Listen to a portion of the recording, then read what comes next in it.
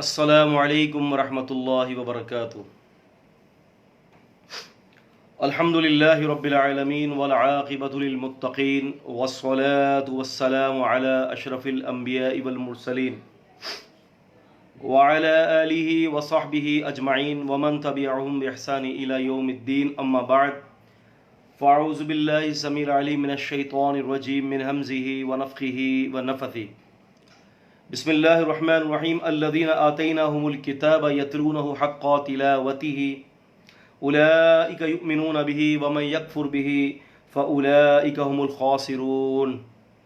یا بنی اسرائیل اذکروا نعمتی التی انعمت علیکم وانی فضلتکم علی العالمین واتقوا یوما لا تجزی نفس عن نفس شیئا ولا يقبل منها عدل ولا تنفعها شفاعة ولا هم ينصرون۔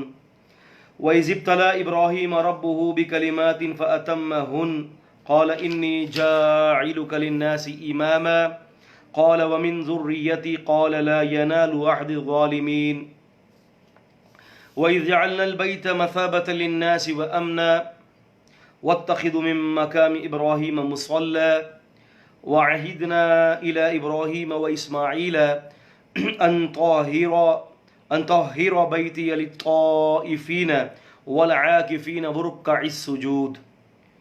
رب اشرح لي صدري ويسر لي أمري واحلل عقدة من لساني يفقهوا قولي۔ السلام علیکم ورحمۃ اللہ وبرکاتہ۔ اللہ تعالیٰ کی رضا کے لیے، اللہ تعالیٰ کی توفیق سے، اسی کی دی ہوئی نعمتوں کے ساتھ الحمدللہ ہم نے سورۃ البقرہ سے 120 آیات ترجمہ اور مع تفسیر سمجھی ہیں۔ الحمدللہ آج ہم 121ویں آیت سے اپنی بات کی ابتدا کریں گے۔ فرمایا الذین آتیناہم الکتاب، وہ لوگ کہ جن کو ہم نے کتاب دی، یتلونہ، وہ اس کتاب کو ایسے پڑھتے ہیں، حق تلاوتی، حق ہے، اولئک یؤمنون بہ، اور یہ وہ لوگ ہیں کہ جو اس کے اوپر یقین لائے، جو اس کے اوپر ایمان لائے ہیں، ومن یکفر بہ، اور جو اس کا انکار کر دے، فاولئک هم الخاسرون، تو یہ لوگ نقصان میں ہیں، یہ لوگ خسارے میں ہیں۔ رب العزت والجلال نے اہل کتاب کے اعمال بد کا ذکر کرنے کے بعد اب ان میں سے نیک اور اللہ سے ڈرنے والے لوگوں کا تذکرہ فرمایا۔ کوئی ایسی بات کہ جو سمجھ میں نہ آنے والی ہو تو وہ اس کتاب کی تردید کرنے والے نہیں ہوتے، بلکہ اس کتاب کو ماننے والے ہوتے ہیں۔ مثال کے طور پر ابو بکر رضی اللہ تعالی عنہ کو ابو جہل نے کہا، یہ بات کہی ہے کہ میں رات کے کچھ حصے میں بیت المقدس بھی گیا اور وہاں کی سیر کر کے رات ہی رات جو ہے وہ واپس آ گیا۔ مکے سے کوئی شخص اگر بیت المقدس اسرائیل جاتا ہے، اور جبکہ اس وقت جو ہے وہ سواریوں کی جو سہولیات ہیں، گھوڑا ہے، خچر ہے، اونٹ ہے، تو اس وقت اگر کوئی شخص یہ دعویٰ کرے کہ میں رات ہی رات کے ایک حصے میں مکے سے جاتا ہوں، گھوڑا ہے، خچر ہے، یا پھر جو ہے وہ اونٹ ہے، جب یہ نے یہ بات کہی ہے تو ٹھیک کہی ہے، تو اس نے یہ کہا کہ اپنی عقل سے تو سوچو کہ کیا یہ بات ہو سکتی ہے، کیونکہ یہ بات تو طے شدہ ہے، یہ بات تو بالکل مسلم ہے کہ بات اللہ کے رسول صلی اللہ علیہ وسلم کی، چاہے وہ قرآنی ہو یا بات نبی علیہ السلام کی حدیثی بات ہو، دراصل ہوتی یہ اللہ تعالیٰ کی کتاب ہی ہے۔ قرآن مجید نے اللہ کے رب العزت والجلال کے احکامات جو قرآن مجید میں نقل کیے گئے ہیں، اور جو رسول اللہ صلی اللہ علیہ وسلم تو حدیث اس کی تفصیل بیان کر دیتی ہے۔ کہ ابو بکر رضی اللہ عنہ کو کہنے لگا کہ ابو بکر سوچو تو صحیح کہ کیا عقل اس بات کو ماننے کے لیے تیار ہے کہ ایک آدمی رات کے حصے میں جاتا ہے اور بیت المقدس سے رات کے حصے میں واپس آ جاتا ہے، تو یہ کیسے ہو سکتا ہے؟ تو جناب ابو بکر صدیق رضی اللہ تعالیٰ عنہ نے فرمایا کہ اگر ہمارے نبی محمد صلی اللہ علیہ وسلم نے یہ بات کہی ہے تو اب میری عقل اس بات کو مانے کہ نہ مانے، میری عقل اس بات کو تسلیم کرے کہ نہ کرنے، کہا کہ یعنی آپ قرآن مجید کی تلاوت کریں، اس کو ایسے تلاوت کریں کہ جیسے کہ جس طرح سے قرآن مجید نازل ہوا ہے، عربی فاؤنڈ میں، عربی لہجے میں. اس کو جو ہے اپنی زبان کے اندر مڑوڑے مت. بہت سارے لوگ پنجابی میں قرآن پڑھتے ہیں تو یہ مناسب نہیں ہے. قرآن مجید کو عربی زبان کے فاؤنڈ کے اندر جو ہے وہ پڑھا جائے. اس زبان کے جو لہجہ ہے کوشش کرے کہ اس کے اندر اس کو پڑھیں. اور تیسرا حق یہ ہے کہ قرآن مجید کی آیات پر غور کریں، جیسے کہ غور اور تدبر کرنے کا حق ہے. اور چوتھا یہ اس بات کو اللہ تعالیٰ اپنے احسان کو دوبارہ یہاں پر جو ہے وہ ذکر فرما رہا ہے کہ میں نے یہ احسان کیا کہ تمہارے اوپر نعمتوں کی بارش کی. اب یاد کیجئے پچھلی گفتگو کے اندر اللہ تبارک و تعالیٰ نے کتنے جگہوں پر جو ہے آپ یوں سمجھ لیں کہ مسلسل 84 آیات کے اندر 84 آیات جو تھی اللہ پاک نے بنی اسرائیل کے حوالے سے ذکر کی کہ کتنی نعمتیں کی، کہ بادلوں کا سایہ کیا، منہ سلوا دیا، ٹھیک ہے، انہوں نے شرک کیا، اس شرک کے بعد پھر ان کو معاف کر دیا، پھر دوبارہ ان کو موت دینے کے بعد زندگی دے دی، پھر انہوں نے بچڑے کی پوجا کی، پھر ماں نے گنوائی وہاں پر کہ جو اللہ تبارک و تعالیٰ نے ان لوگوں کے اوپر نعمتیں کی. تو رب العزت والجلال فرماتے ہیں کہ اے بنی اسرائیل یاد کرو میری نعمتوں کو جو میں نے تمہارے اوپر کیا ہے. اور وَأَنِّي فَضَّلْتُكُمْ عَلَى الْعَالَمِينَ، اور میں نے تمہیں تمام جہاں کے لوگوں پر فضیلت دی ہے. تمام جہاں کے لوگوں پر جو ہے میں نے تمہیں فضیلت دی. میں نے پچھلی گفتگو کے اندر یہ بتایا تھا کہ شروع میں یہ فضیلت جو ہے بنی اسرائیل قوم کے لیے تھی، لیکن اللہ تبارک و تعالیٰ نے اس قوم سے یہ فضیلت کو چھین کر جو ہے امت محمدیہ صلی اللہ علیہ وسلم ان کو یہ جو ہے وہ فضیلت دے دی. اور اللہ تبارک و تعالیٰ نے فرمایا کہ تم بہترین امت ہو جو لوگوں کے فائدے کے لیے نکالی گئی ہو. تو اب یہ فضیلت ہمیں ہے. اب لازمی سی بات ہے کہ فضیلت ہم سے دور، یہ فضیلت ہم سے دور نہیں ہوگی، لیکن ہم ضرور ہو سکتے ہیں اس فضیلت سے دور. وہ کیسے ہو سکتے ہیں؟ کہ ہم جب اللہ اور اس رسول کے احکامات کو چھوڑیں گے. فرمایا وَاتَّقُوا يَوْمًا لَا تَجْزِي نَفْسٌ عَن نَفْسٍ شَيْئًا، اور ڈرو اس دن سے کوئی کسی کے کام نہیں آئے گا. وہ ایسا دن ہوگا کہ ہٹور بچوں کی صدائیں نہیں لگیں گی. وہ ایسا ایک دن ہوگا کہ کوئی کسی کے کام نہیں آئے گا. وہ ایک ایسا دن ہوگا کہ کوئی جو ہے بڑے سے بڑا اگر آ جائے اپنا جھنڈا لے کر تو اس کا جھنڈا اس کے مریدوں کو یا اس کے جو ہے وہ رشتہ داروں کو ہرگز فائدہ. کہ صاحبزادی فاطمہ اپنے آپ کو جہنم کی آگ سے بچا لیں اور میں آپ کے قیامت کے کام نہیں آؤں گا. آپ اپنے آپ کو جہنم سے بچا لیں. آپ یہ ذہن میں مت رکھیے گا کہ آپ رسول اللہ صلی اللہ علیہ وسلم کی صاحبزادی ہیں تو رسول اللہ صلی اللہ علیہ وسلم آپ کو فائدہ دیں گے. فرمایا نہیں، میں قیامت کے دن تمہارا ساتھ نہیں دے سکتا. ابھی جو مانگنا ہے مانگ لو، لیکن اگر تم یہ چاہو گے کہ میں قیامت کے دن تمہیں فائدہ دے دوں تو فرمایا کہ نہیں فاطمہ، میں قیامت کے دن تمہارا ساتھ نہیں دے سکتا. اسی لیے سیدہ ام المؤمنین عائشہ صدیقہ رضی اللہ تعالی عنہا نے انہوں نے جو ہے ایک عظیم ایک میسج جو ہے پوری امت تک پہنچا دیا. امی عائشہ رضی اللہ عنہا نے فرمایا کہ اگر میں نبی علیہ السلام کے پہلو میں دفن ہوں گی تو مجھے رسول اللہ صلی اللہ علیہ وسلم کی قربت فائدہ نہ دے گی. اگر میرے اعمال اچھے ہوئے تو میں جنت البقیع سے ہی بخشی جاؤں گی.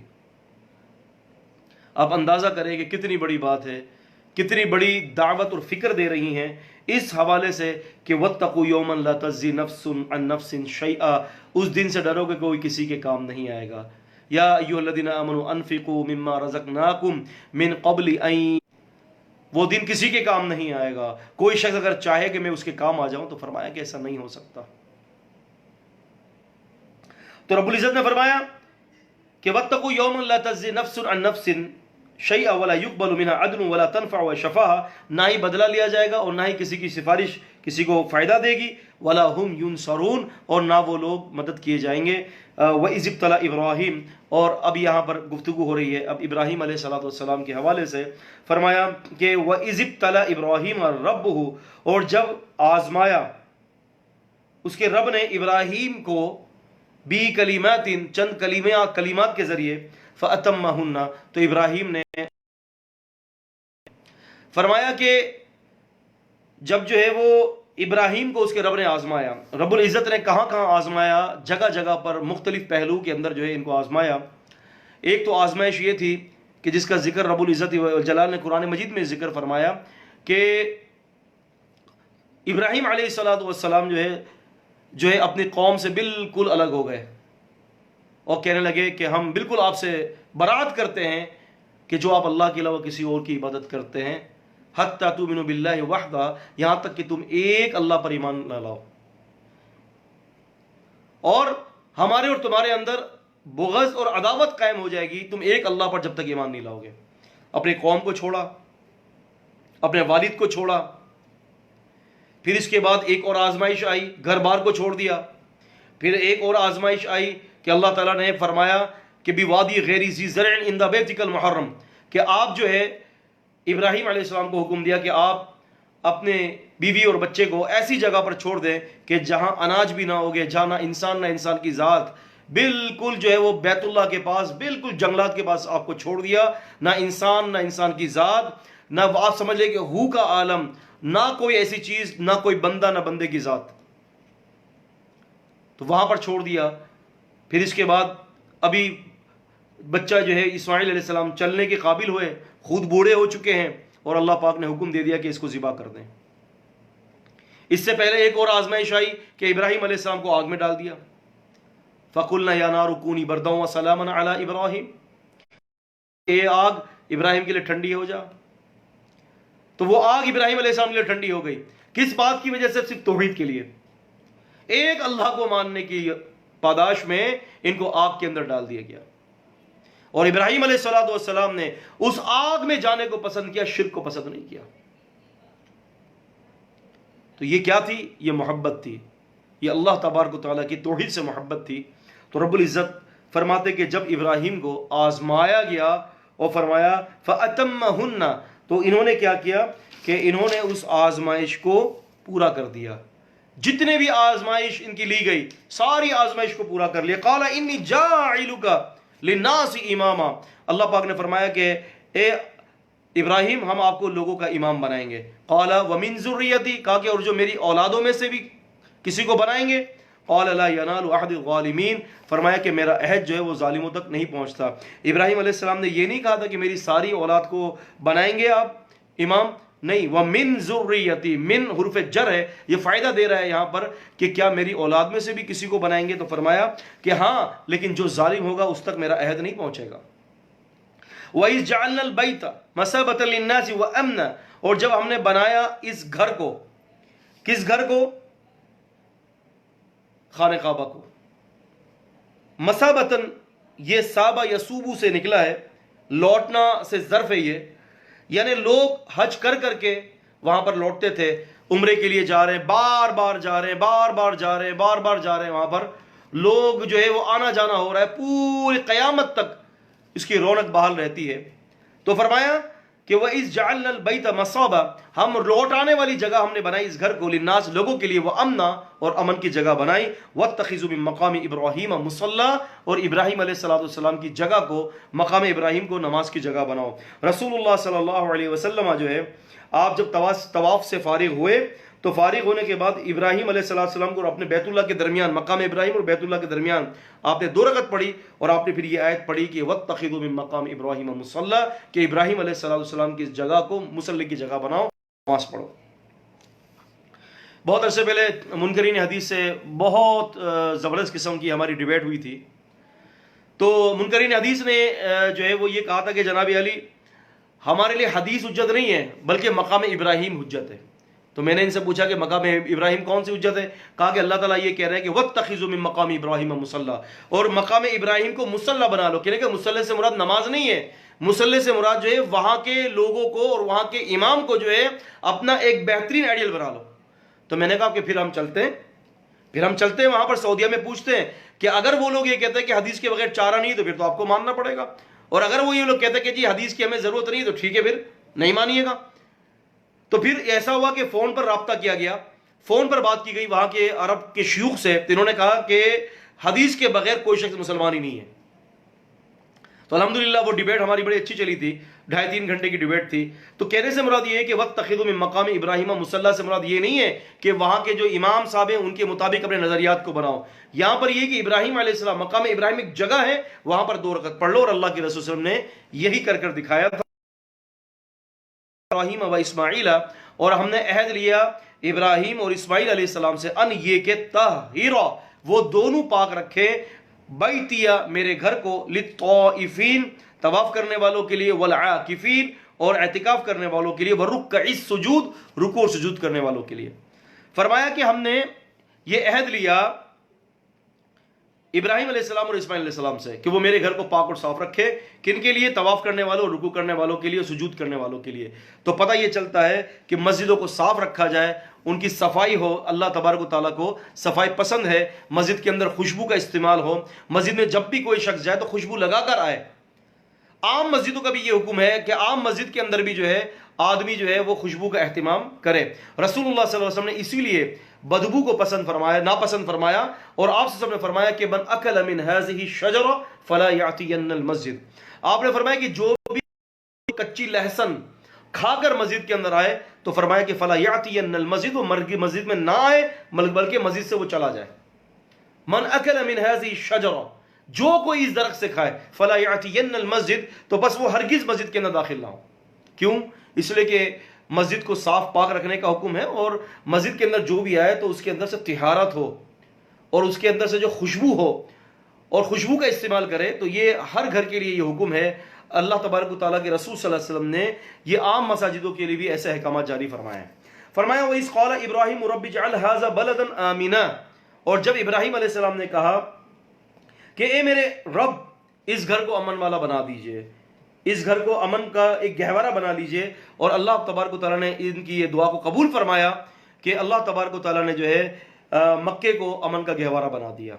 آج آپ دیکھیں کہ دنیا میں اگر فساد نظر بھی آتے ہیں تو مکے کے اندر فسادات نہیں ہوتے، بلکہ رسول اللہ صلی اللہ علیہ وسلم نے فرمایا کہ جب یہ دجال آئے گا، پوری دنیا میں دجال جو ہے وہ چکر لگائے گا۔ اس کو مسیح دجال اسی لیے کہا جاتا ہے کہ عربی کے اندر مسیح اس شخص کو بھی کہا جاتا ہے کہ جو سیر کرے گا، یہ پوری دنیا کے اندر سیر کرے گا، لیکن رسول اللہ صلی اللہ علیہ وسلم فرماتے ہیں کہ مسیح دجال جو ہے یہ مکے اور مدینے میں داخل نہیں ہو سکے گا۔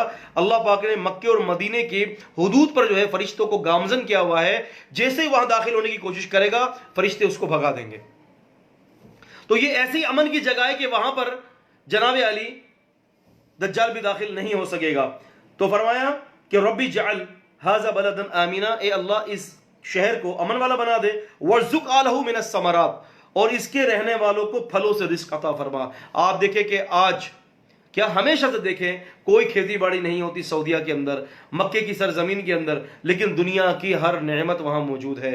آپ یہ سمجھ لیں کہ بے موسموں کا پھل اللہ تبارک و تعالیٰ نے ان کو عطا کیا ہوا ہے، یعنی ہر نعمت اللہ تبارک و تعالیٰ نے جو انسانوں کے لیے پیدا کی ہیں، جو زراعت اور کھیتی باڑی سے تعلق رکھنے والی ہیں، فروٹس ہیں، ویجیٹیبلز جو ہیں، اور جتنی بھی چیزیں ہیں اللہ پاک نے وہاں دی ہوئی ہیں۔ دنیا کے اندر وہ شاید کوئی پھل ملے کہ نہ ملے آپ کو، وہاں آپ کو بآسانی میسر آ جائے گا۔ یہ کیا تھی؟ یہ ابراہیم علیہ السلام کی دعا تھی۔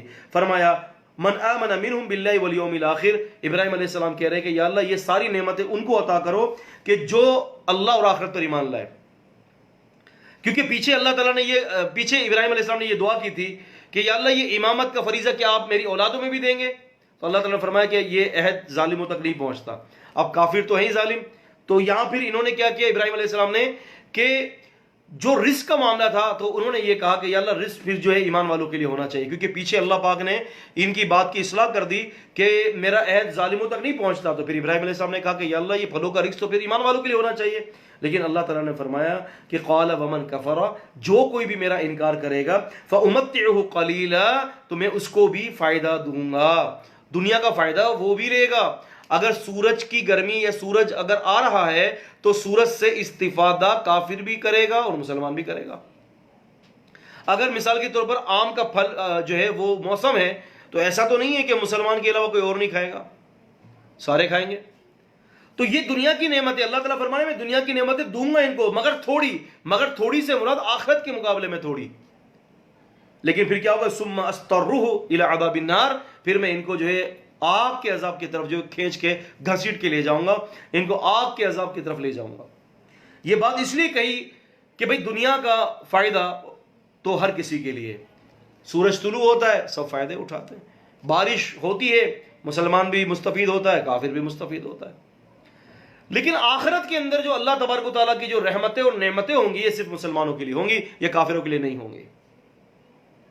الرحمن رحمان الدنیا اور رحیم الرحیم الآخرہ، اللہ تعالیٰ جو رحمان ہے وہ دنیا پر اور رحیم آخرت میں صرف ایمان والوں پر ہوگا۔ اس کی مہربانی ہے جو دنیا کے اندر وہ سب کے لیے ہے، سب کے لیے یکساں ہیں. کوئی اللہ تبارک و تعالیٰ کو گالیاں دے گا وہ بھی اللہ تعالیٰ کی نعمتوں کو کھائے گا اور پیے گا, وہ بھی اس سے استفادہ کرے گا. جو اللہ تبارک و تعالیٰ کی جو ہے وہ دین کی محنتوں میں لگا رہے گا وہ بھی کھائے گا اور پیے گا. لیکن بسا اوقات تو اللہ تبارک و تعالیٰ اپنے نیک بندوں کی جو آزمائش کرتے ہیں نا, وہ کافروں کی آزمائش تو ہوتی نہیں ہے نا, جو ایمان والوں کی جو ہے وہ آزمائش اللہ پاک کرتے ہیں. آپ نے سلف اور صالحین کے واقعات سنے ہوں گے, اللہ پاک نے کیسی کیسی آزمائشیں دی ان کی. اور خود قرآن مجید یہ کہہ رہا ہے وَلَنَبْلُوَنَّكُمْ بِشَيْءٍ مِّنَ الْخَوْفِ وَالْجُوعِ وَنَقْصٍ مِّنَ الْأَمْوَالِ وَالْأَنفُسِ وَالثَّمَرَاتِ وَبَشِّرِ الصَّابِرِينَ الذين إذا أصابتهم مصيبة قالوا إن لله وإنا إليه راجعون أولئك عليهم صلوات من ربهم ورحمة وأولئك هم المهتدون. فرمایا کہ اللہ تعالیٰ تمہیں ضرور آزمائیں گے. وَلَنَبْلُوَنَّكُمْ لام کے اوپر زبر تاکیدی اور نون میں مشدد تاکیدی, یعنی تمہیں ضرور آزمایا جائے گا کسی بھی چیز میں. تمہیں بھوک کے نقصان میں, تمہیں جانوں کے نقصان میں, تمہیں مالوں کے نقصان میں, تمہیں ثمرات کے نقصان میں یعنی پھلوں کے نقصان میں. ایک تو ثمرات ہم سمجھتے ہیں کہ پھل کا نقصان ہے, اور ایک ثمرہ کیا ہوتا ہے کہ جب بندہ محنت کر لیتا ہے. ایک نے اپنی زندگی لگا دی اس محنت پر, ایک مسلمان ایک مومن نے, اب جب اس کے نتیجہ اخذ کرنے کا وقت آیا تو نتیجہ حاصل نہیں ہوا. وہ کیا ہوتا ہے, وہ ثمرہ ہوتا ہے. جب ثمرہ لینے کا وقت آیا تو نتیجہ کچھ بھی اخذ نہیں ہوا, وہی صفر کی طرف جگہ صفر کے اوپر بالکل جو ہے نا صفر پر کھڑا ہوا ہے. اللہ تعالیٰ فرماتے ہیں کہ میں ایسے آزماؤں گا تمہیں پھلوں میں بھی, یعنی تمہیں جب ثمرات لینا, جب تمہیں اپنی محنت کے ثمرہ لینے کا وقت آ جائے گا تو میں اس وقت بھی تمہیں آزماؤں گا, اور ہو سکتا ہے کہ تمہارا ہاتھ خالی ہاتھ ہو.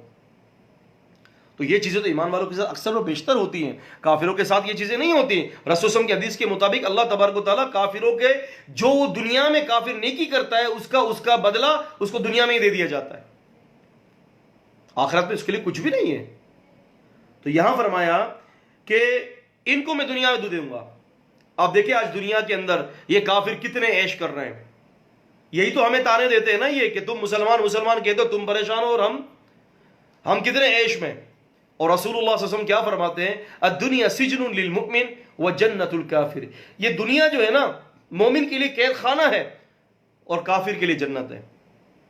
ایک دفعہ آپ نے معلوم نہیں ان کا نام سنا ہو کہ نہ سنا ہو, شارح صحیح بخاری بھی ہیں اور بہت ساری کتابیں انہوں نے لکھی ہیں, نواب صدیق حسن خان قنوجی رحمۃ اللہ علیہ. یہ نواب صاحب تھے, بہت بڑے نواب تھے یہ اپنے وقت کے, اور انہوں نے ماشاءاللہ آپ یہ دیکھتے ہوں گے کہ سیاہ ستہ کی جنہوں نے زیادہ تر جو ترجمہ جو معروف ہے وہ ہے وحید الدین زمان صاحب, وحید الدین زمان. تو آپ نے زیادہ ترجمے ان کے دیکھے ہوں گے, بخاری شریف کے, مسلم شریف کے جو پرانے ترجمے ہیں انہوں نے ترجمے کیے ہیں. تو یہ ترجمے سارے نواب صدیق حسن خان قنوجی رحمہ اللہ نے کروائے تھے. تو ایسا ہوا کہ نواب صاحب تو بڑے کٹشٹ میں رہتے تھے. آپ کو پتہ ہے نوابوں کی زندگی تو نوابوں کی زندگی ہوتی ہے, بڑے مال سے اللہ تبارک و تعالیٰ نے ان کو نوازا تھا. تو نواب صاحب ایسا ہوا کہ ایک دفعہ گزر رہے تھے تو ایک کافر جو ہے وہ وہاں پر کوئی کام کر رہا تھا, بڑا پریشان تھا. کافر نے کہا نواب صاحب سے کہ بھئی آپ کے نبی تو یہ کہتے ہیں, آپ کے نبی یہ کہتے ہیں کہ دنیا مسلمانوں کے لیے قید خانہ ہے اور کافروں کے لیے جنت ہے, لیکن یہاں تو الٹ ہے, آپ کے لیے یہ دنیا جو ہے وہ جنت اور ہمارے لیے قید خانہ ہے. تو نواب صدیق حسن خان قنوجی رحمۃ اللہ علیہ نے بڑا پیارا جواب دیا. انہوں نے یہ کہا کہ بھئی بات یہ ہے کہ جو اللہ کے نبی صلی اللہ علیہ وسلم نے فرمایا نا کہ مسلمانوں کے لیے یہ دنیا قید خانہ ہے, تو کہتے ہیں کہ اس سے مراد یہ ہے کہ جنت کے مقابلے میں ایمان والوں کے لیے دنیا قید خانہ ہے, اور کافروں کے لیے جنت جو ہے دنیا وہ جہنم کے مقابلے میں ہے ان کی جنت دنیا. تو وہ کافر جو تھا وہ فوری خاموش ہو گیا, اور بڑا زبردست منطقی اور صحیح جواب نواب صدیق حسن خان قنوجی رحمۃ اللہ علیہ نے دیا. ایک زبردست قسم کا لطیفہ تھا اور حقیقت پر مبنی تھا جو میں نے آپ کے سامنے بیان کیا ہے. خیر, تو فرمایا کہ ان کو جہنم کی آگ کی طرف لوٹا دیا جائے گا. وَبِئْسَ الْمَصِيرُ, اور وہ بہت بری جگہ ہے لوٹنے کی. وَإِذْ يَرْفَعُ إِبْرَاهِيمُ الْقَوَاعِدَ, اور جب بلند کیا ابراہیم علیہ السلام نے بنیاد من البیت بیت اللہ کی, وَإِسْمَاعِيلُ, اور اسماعیل علیہ السلام نے. اسماعیل علیہ السلام اور ابراہیم علیہ السلام ان دونوں نے بیت اللہ کی بنیادوں کو جو ہے اٹھایا. اثرینوں نہیں, کیونکہ پہلے تو یہ آدم علیہ السلام کے دور سے ہی بیت اللہ کی تعمیر ہو چکی تھی, لیکن ہر دور کے اندر ہر نبی نے کچھ نہ کچھ اس کے حوالے سے حصہ لیا. تو یہ کو اٹھانا ہے, دوبارہ اس کی تعمیر کرنا ہے. بیت اللہ تو موجود تھا. بہت سارے لوگ یہ غلط فہمی کا شکار ہیں کہ ابراہیم علیہ السلام نے بیت اللہ کی تعمیر کی. ابراہیم علیہ السلام اول اس کے جو ہے مؤسس تھے, لیکن یہ بات صحیح ثابت نہیں ہوئی, کیونکہ صحیح بات جو ثابت ہے وہ یہ ہے کہ ابراہیم علیہ السلام نے اثر کہ دوبارہ اس پرانا ہو گیا تھا اس کی دوبارہ تعمیر کر دی. اور یہ بھی ذہن میں رکھیں کہ کئی مرتبہ اس کی مرمت بھی ہوئی ہے اور اس کی جو ہے وہ تزئین بھی ہوئی ہے. دور اسلام میں پہلی مرتبہ عبداللہ بن زبیر رضی اللہ عنہ نے اسے ابراہیم علیہ السلام والی بنیادوں پر تعمیر کیا، سیدنا زبیر رضی اللہ تعالیٰ عنہ. اس کے بعد عبد الملک کے دور میں ہوا، خلافت میں حجاج بن یوسف میں بھی کروایا، دوبارہ اس کو تعمیر کروایا. اور اس طرح سے جو جاہلیت کے اندر بھی کافی دفعہ جو ہے اس کی تعمیر ہوئی ہے. اور جو ہے جناب علی پھر نبی کریم صلی اللہ علیہ وسلم کی ایک حدیث یاد آ رہی ہے، صحیح بخاری کے اندر ہے، کتاب الحج کے اندر رسول اللہ صلی اللہ علیہ وسلم کی حدیث ہے، اور حدیث کا نمبر 1591 کتاب الحج میں ہے کہ پیغمبر علیہ السلام فرماتے ہیں کہ قیامت سے پہلے ایک پتلی پنڈلیوں والا جو ہے وہ اس بیت اللہ کو برابر کر دے گا، بیت اللہ کو ڈھا دے گا، پتلی پنڈلیوں والا.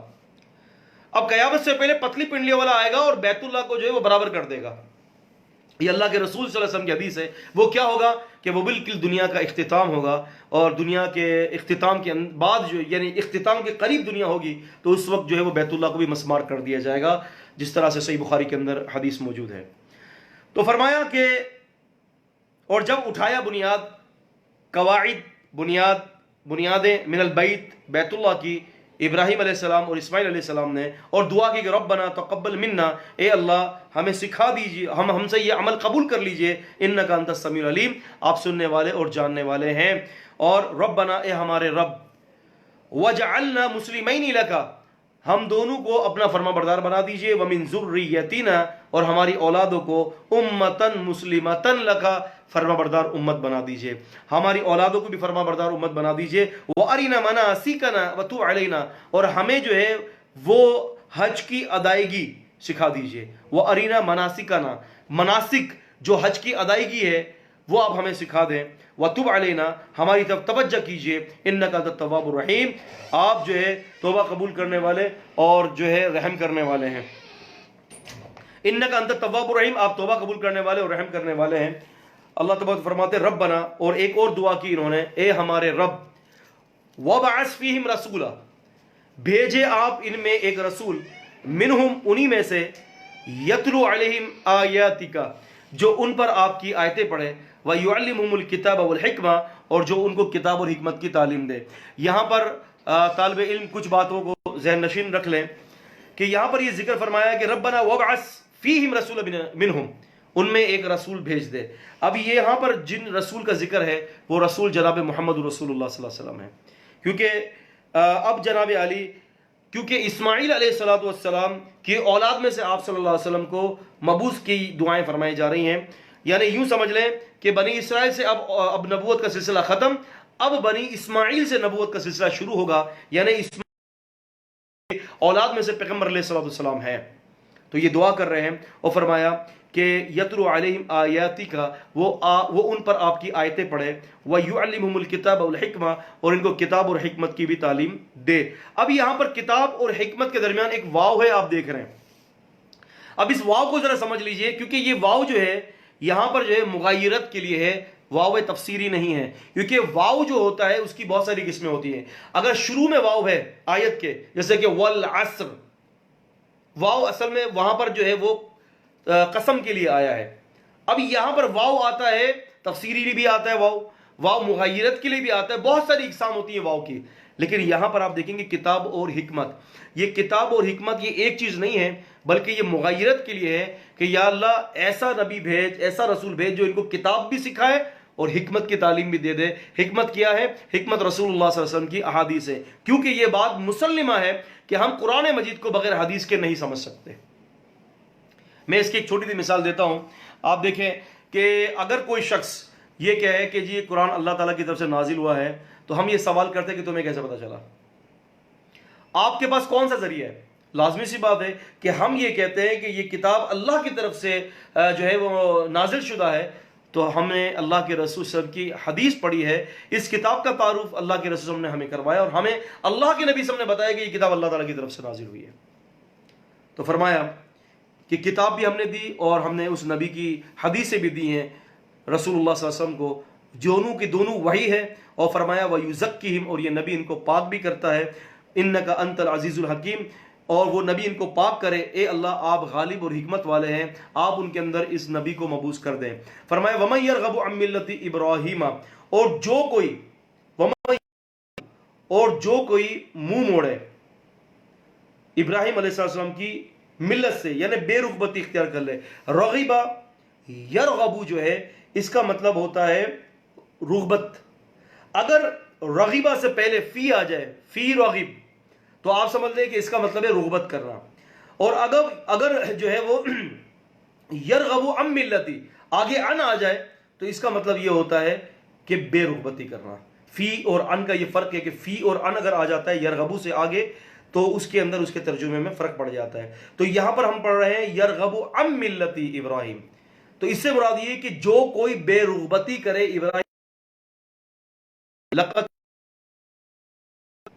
اسوۃ ابراہیم فی ابراہیم والذین معہ، اللہ پاک نے فرمایا تمہارے لیے ایک نمونہ ہے ابراہیم علیہ السلام کی ذات میں اور جو ان کے ساتھ تھے۔ تو اللہ تبارک و تعالیٰ فرمایا کہ آپ کے لیے نمونہ ہے۔ تو یہاں پر یہ فرمایا کہ ابراہیم علیہ السلام کی ملت سے جو منہ موڑ لے الا من صفیہ نفسہ، تو مگر یہ وہ شخص ہوگا کہ جس نے اپنے آپ کو بے وقوف بنا لیا۔ وَلَقَدِ اسْتَفَيْنَاهُ فِي الدُّنْيَا، اور یقیناً ہم نے اس کو چن لیا دنیا میں بھی، وَإِنَّهُ فِي الْآخِرَةِ لَمِنَ الصَّالِحِينَ، اور یقیناً وہ آخرت کے اندر نیکوں میں ہوں گے۔ وَإِذْ قَالَ لَهُ رَبُّهُ أَسْلِمْ، اور جب اس کے رب نے کہا کہ اسلام لے آ، قَالَ أَسْلَمْتُ لِرَبِّ الْعَالَمِينَ، کہا کہ میں تو اسلام لے آیا اپنے رب العالمین کے لیے، یعنی میں تو جھکایا ہوں۔ وَوَصَّى بِهَا إِبْرَاهِيمَ بَنِيهِ، اور وصیت کی ابراہیم علیہ السلام نے اپنے بیٹوں کو اور یعقوب کو، یا بنیا، اے میرے بیٹو، ان اللہ اصطفیٰ، یقیناً اللہ تعالیٰ نے چنا ہے، لکم الدین، تمہارے لیے اس دین اسلام کو، فلا تموتن الا وانتم مسلمون، تمہیں موت اس حالت میں آئے کہ تم اللہ پاک کے فرما بردار ہو۔ ام کنتم شہداء اذ حضر یعقوب الموت، یہاں پر جو ہے ابراہیم علیہ السلام اپنی اولاد کو عقیدہ توحید کی وصیت فرما رہے ہیں۔ ہمیں بھی یہ چاہیے کہ اگر ہم ایسی بیماری کے اندر ہوں کہ جب ہمیں یہ پتہ چل جائے کہ ہم اس دنیا سے جانے والے ہیں، تو ہمیں یہ جو ہے وہ توحید کی وصیت کرنی چاہیے، اور ہم اپنے بچوں کو، اپنے قوم قبیلوں کو اللہ تبارک و تعالیٰ کی جو ہے وہ توحید کی طرف ان کو دعوت دیں، جیسے کہ یہاں ابراہیم علیہ السلام کی سنت ہے۔ فرمایا ام کنتم شہداء اذ حضر یعقوب الموت، کیا تم گواہ تھے، یعنی اس بات کے، یا تم موجود تھے کہ جب یعقوب علیہ السلام کو موت آ گئی، پتہ چلا کہ یعقوب علیہ السلام کو بھی موت آئی۔ اس قول لبنیہ، انہوں نے کہا اپنے بیٹوں سے، اپنی اولادوں سے، ما تعبدون من بعدی، کس کی عبادت کرو گے میرے بعد؟ قالوا، تو انہوں نے کہا نعبد الہک، ہم آپ کے الہ کی عبادت کریں گے، و الہ آبائک، آپ کے باپ کے الہ کی، آپ کے والد کے الہ کی جو ہے ہم عبادت کریں گے، ابراہیم، اسماعیل، اسحاق علیہم الصلوۃ والسلام، الہ واحد، ان سب کا ایک ہی الہ تھا، ہم انہی کی عبادت کریں گے، ایک رب العزت کی عبادت ہوگی۔ وَنَحْنُ لَهُ مُسْلِمُونَ، اور ہم اللہ تبارک و تعالیٰ کے فرما بردار بندے ہیں۔ تِلْكَ أُمَّةٌ قَدْ خَلَتْ، یہ وہ جماعت تھی جو گزر چکی ہے، لَهَا مَا كَسَبَتْ، اس کے لیے وہ ہے جو اس نے کمایا، وَلَكُمْ مَا كَسَبْتُمْ، اور تمہارے لیے وہ ہوگا جو تم کماؤ گے۔ یہاں پر ایک بڑی زبردست بات فرما دی گئی کہ دیکھو ان کا وہی ہوگا جو انہوں نے کمایا، تمہارے لیے وہی جو تم نے کمایا، یعنی تمہارا عمل ان کو فائدہ نہیں دے گا، ان کا عمل تمہیں فائدہ نہیں دے گا، انہوں نے کوئی برائی کی تو تمہیں نقصان نہیں دے گا، تم نے برائی کی تو ان کو نقصان نہیں دے گا، کیونکہ ہر امت وہی جواب دے گی جو اس نے عمل کیا۔ اور فرمایا کہ وَلَا تُسْأَلُونَ عَمَّا كَانُوا يَعْمَلُونَ، اور تم سے پوچھا نہیں جائے گا کہ جو وہ لوگ عمل کرتے ہیں۔ وَقَالُوا، اور انہوں نے کہا كُونُوا هُودًا وَنَصَارَىٰ تَهْتَدُوا، یہودی بن جاؤ یا نصرانی بن جاؤ تم ہدایت پر آ جاؤ گے۔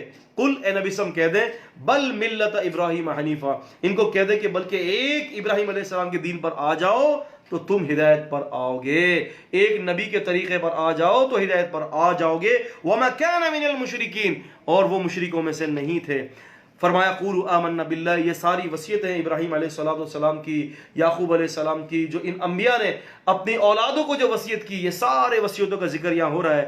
قولوا آمنا باللہ وما انزل الینا، اور کہو کہ ہم ایمان لاتے اللہ پر اور جو اترا ہماری طرف، اور جو اترا ابراہیم، اسماعیل، اسحاق، یعقوب علیہم الصلوۃ والسلام، والاسباط، اسباط سبتن کی جمع ہے، اس کا مطلب یہ ہے کہ آسانی سے پھیلنا، یعنی جو ان کی اولادیں جو پھیلی ہیں ان اولادوں کے اوپر جو بھی اترا ہم اس پر ایمان لاتے۔ وما اوتی موسیٰ وعیسیٰ، اور جو دیا گیا موسیٰ علیہ السلام کو اور عیسیٰ علیہ السلام کو، اور فرمایا کہ وَمَا أُوتِيَ النَّبِيُّونَ مِن رَبِّهِمْ، اور جو دیا گیا دیگر نبیوں کو ان کے رب کی طرف سے، ہم سب پر ایمان لاتے ہیں، لا نفرق بین احد منہم، ہم کسی میں بھی تفریق نہیں کرتے، یعنی سارے نبیوں کو ہم مانتے ہیں۔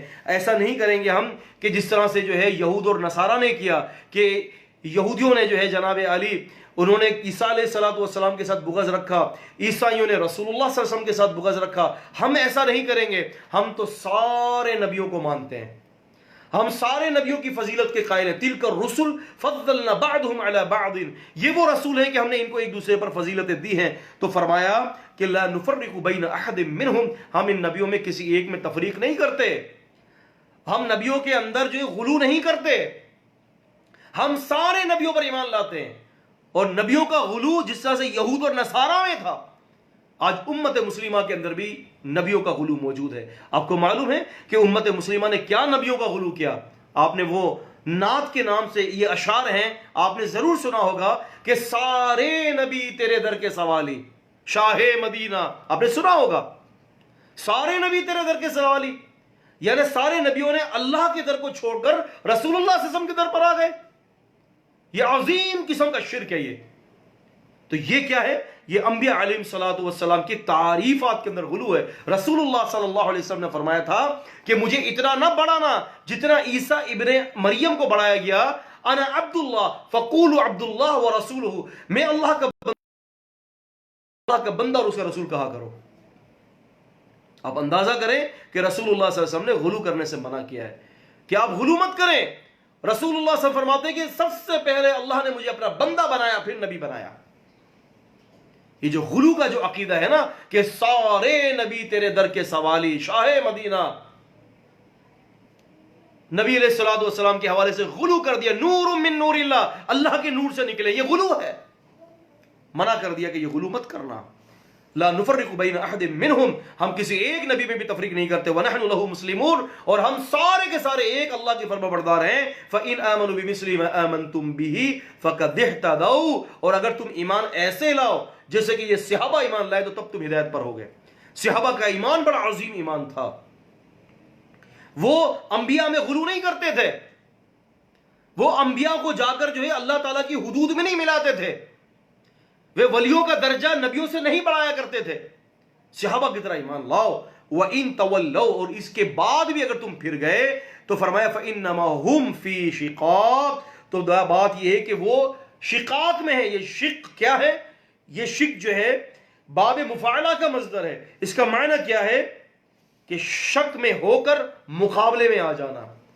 باب مفاعلہ کا مصدر ہے یہ، شک میں ہو کر مقابلے پر آ جانا، یعنی ایسا نہ کرنا کہ ایک تو شک کرو اور پھر شریعت کے مقابلے میں کھڑے ہو جاؤ۔ فَسَيَكْفِيكَهُمُ اللَّهُ، فا پھر سا ان قریب، یکفی کافی ہو جائے گا، ہم ان کے لیے، اللہ یعنی اے نبی صلی اللہ علیہ وسلم، اللہ تبارک و تعالیٰ ان کو ان قریب نمٹ لے گا۔ اللہ تجھے ان کے لیے کافی ہو جائے گا، اللہ تعالیٰ نمٹ لے گا ان سے۔ وہ السمیع العلیم، اور اللہ تعالیٰ سننے والا ہے اور جاننے والا ہے۔ صبغۃ اللہ، اللہ کا رنگ، ومن احسن من اللہ صبغہ، اور اللہ کے رنگ سے بہتر رنگ کس کا ہے؟ یا رنگ سے مراد کیا ہے؟ یا رنگ سے مراد نبی کریم صلی اللہ علیہ وسلم کی اتباع ہے۔ فرمایا کہ اللہ کے نبی کی اتباع سے بڑھ کر کس کی اتباع ہے؟ وَنَحْنُ لَهُ عَابِدُونَ، اور ہم تو اللہ تعالیٰ کے عبادت کرنے والے ہیں۔ قل، اے نبی صلی اللہ علیہ وسلم فرما دیجئے، اَتُحَاجُّونَنَا فِي اللَّهِ وَهُوَ رَبُّنَا وَرَبُّكُمْ، تم کیا ہم سے جھگڑتے ہو اللہ کے بارے میں؟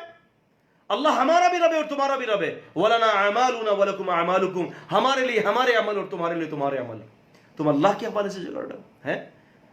وَنَحْنُ لَهُ مُخْلِصُونَ، اور ہم تو اللہ کے مخلص بندے ہیں۔ أَمْ تَقُولُونَ إِنَّ إِبْرَاهِيمَ وَإِسْمَاعِيلَ وَإِسْحَاقَ وَيَعْقُوبَ وَالْأَسْبَاطَ كَانُوا هُودًا أَوْ نَصَارَىٰ، کیا تم یہ کہتے ہو کہ ابراہیم، اسماعیل، اسحاق، یعقوب اور ان کی اولادیں یہودی تھے یا نصرانی تھے؟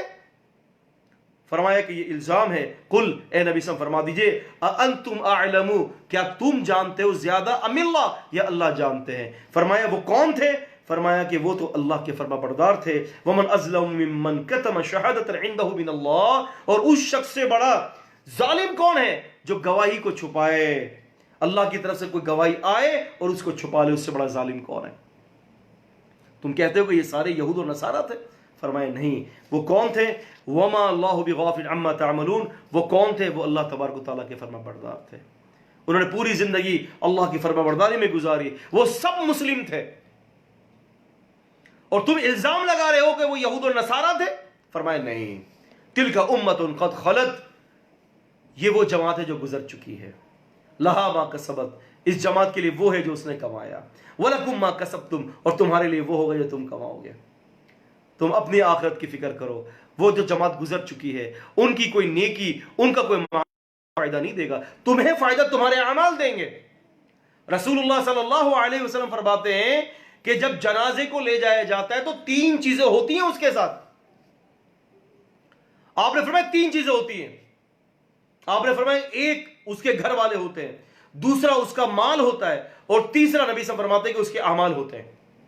یہ 3 چیزیں اس کے ساتھ ہوتی ہیں. رسول اللہ صلی اللہ علیہ وسلم فرماتے ہیں کہ 2 چیزیں واپس ہو جاتی ہیں اس کے ساتھ قبر میں چلی جاتی ہے. 2 چیزیں واپس کیا ہوتی ہیں؟ اس کا مال اور اس کے جو گھر والے واپس ہو جاتے ہیں. اور پیغمبر علیہ السلام فرماتے ہیں کہ اس کا جو عمل ہوتا ہے، اس کے جو اعمال ہوتے ہیں میت کے، اس میت کے ساتھ وہ اعمال اس کے ساتھ قبر میں چلے جاتے ہیں. روزہ ہے، زکوٰۃ ہے، جہاد ہے، تبلیغ ہے، اعمال صالحہ ہے.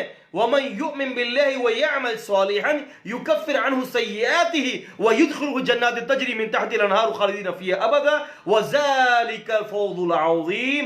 جو اللہ پر ایمان لایا، نیک عمل کیا، ان کو ایسے باغات میں داخل کیا جائے گا جس کے نیچے سے نہریں جاری ہیں. اور فرمایا کہ یہ بڑی کامیابی ہے. تو کیا ہوگا؟ فرمایا کہ نیک اعمال.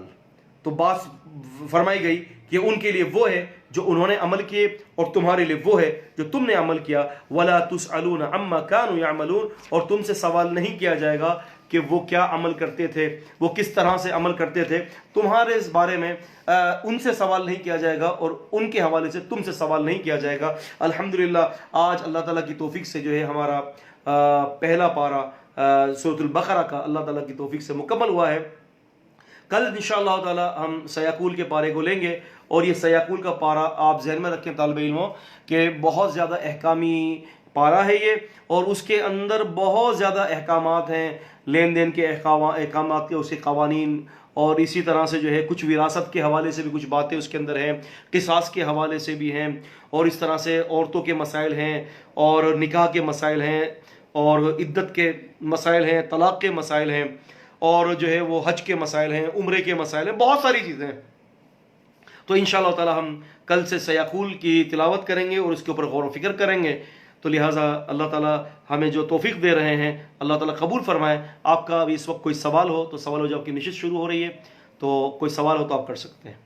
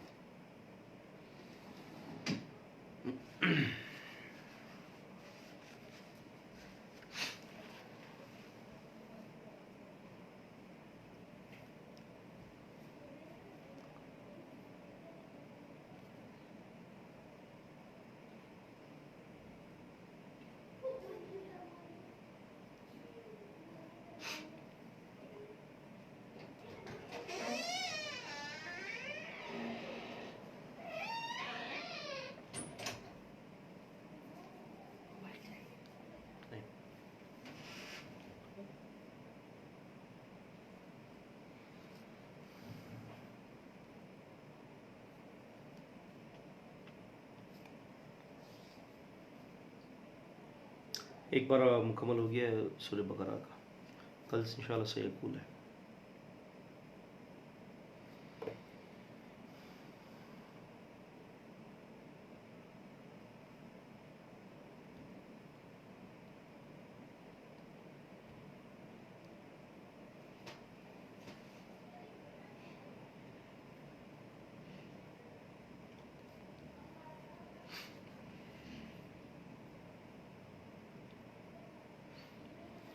سوالات نہیں ہیں کوئی بھی آج؟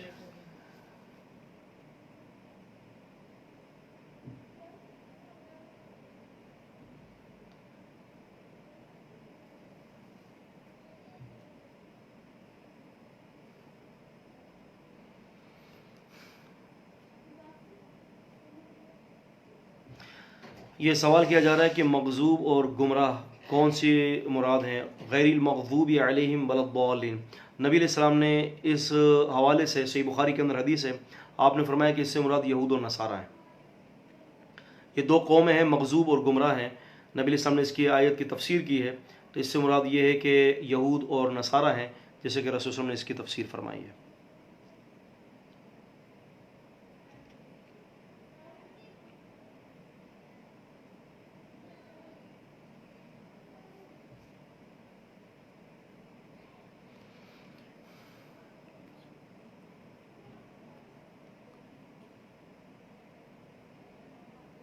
دیکھیں، غیر مسلم اگر افطاری ڈسٹریبیوٹ کر رہے ہیں نا، تو اس میں یہ ہے کہ افطاری میں دیکھیں گے، ایک پہلی بات تو یہ دیکھیں گے غیر مسلم کا جو ہے وہ ذریعہ کیا ہے۔ ویسے تو مسلمانوں کے لیے بھی یہ دیکھنا چاہیے کہ اگر کوئی آپ کے جاننے والا کوئی یا کوئی اس طرح سے دے رہا ہے، کوئی مشکوک شخص ہے، تو آپ اس سے پوچھ سکتے ہیں کہ یہ جو ہے وہ جو ہے آپ کی کمائی کا ذریعہ کیا ہے۔ البتہ غیر مسلم ہے، کوئی کمائی اچھی ہے اور وہ آپ کو افطاری کا کوئی سامان دے رہا ہے کھانے پینے کے لیے، اور اس میں کوئی حرام شے نہیں ہے، فروٹس وغیرہ ہیں، تو آپ لے سکتے ہیں، بظاہر اس کے اندر کوئی قباحت نہیں ہے۔ عاصم افضل صاحب نے زندیق اور فاسق کے بارے میں کوئی سوال پوچھا ہے، لیکن پورا سامنے نہیں آ رہا۔ زندیق اور فاسق کے اندر کیا فرق ہے؟ زندیق اس شخص کو کہتے ہیں کہ جو اسلام کے اوپر جو ہے وہ اعتراضات کرتا ہو اور جو دین اسلام کا پابند نہ ہو اور اس کا دشمن ہو، وہ زندیق ہوتا ہے۔ اور فاسق وہ ہوتا ہے کہ جو جان بوجھ کر کبیرہ گناہ کرتا ہے، اور فاجر بھی یہی ہوتا ہے کہ کبیرہ گناہ کرنے والا۔ فاسق اور فاجر تقریباً برابر ہیں۔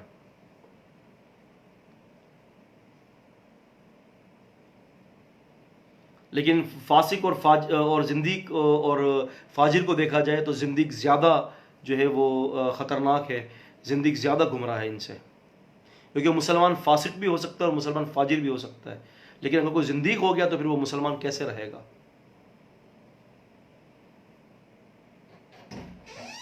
کبیرہ اور صغیرہ گناہ میں کیا فرق ہے؟ کبیرہ اور صغیرہ گناہ میں کیا فرق ہے؟ کبیرہ گناہ کہتے ہیں بڑے گناہوں کو، اور صغیرہ گناہ کہتے ہیں چھوٹے گناہوں کو۔ کبیرہ گناہوں کے حوالے سے اس کی بہت ساری قسمیں ہیں۔ اس کے حوالے سے امام ذہبی رحمۃ اللہ علیہ نے، محدث امام ذہبی نے کبیرہ گناہوں کے اوپر پوری ایک کتاب لکھی ہے، کتاب الکبائر کے نام سے۔ تو کبیرہ گناہ انہوں نے 70 کبیرہ گناہوں کا وہاں ذکر کیا ہے۔ شرک کرنا، قتل کر دینا، اور جادو کرنا، صلہ رحمی کو ختم کر دینا، اور اسی طرح سے جو ہے وہ اللہ آپ کا بھلا کرے نماز چھوڑ دینا۔ تو اس طرح سے بہت سارے کبیرہ گناہ ہیں۔